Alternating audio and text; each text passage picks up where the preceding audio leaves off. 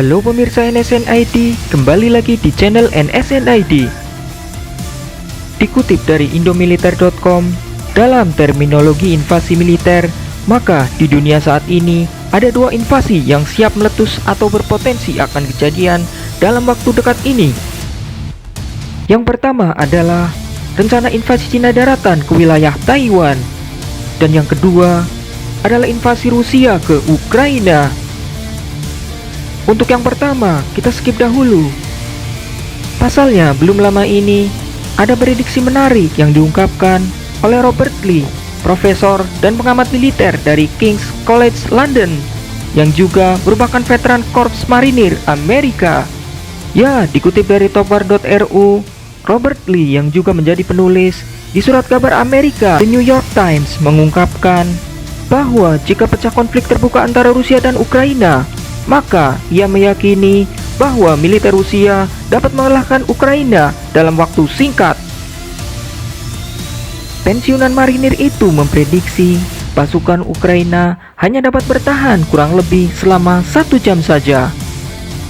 Tentunya bagi kita ini sangat menarik karena kita tahu bahwasanya Rusia adalah negara besar atau negara superpower setelah Amerika. Robert Lee juga mengatakan setelah gempuran awal Rusia, lebih cepatnya mungkin Ukraina dapat bertahan hingga 30 sampai dengan 40 menit pertama sejak pertempuran dimulai. Rusia dapat menghancurkan pasukan Ukraina dalam sekejap, pungkasnya. Dan yang mengejutkan adalah prediksi tersebut justru diamini oleh beberapa pejabat militer Ukraina, seperti Kepala Direktorat Intelijen Utama Kementerian Pertahanan Ukraina, Brigadir Jenderal Kirill Budanov. Ia mengatakan bahwa angkatan bersenjata Ukraina siap untuk melawan agresor. Tetapi untuk menahan invasi skala penuh, Kiev membutuhkan lebih banyak senjata yang diharapkan akan diterima dari Barat dalam bentuk dukungan nyata.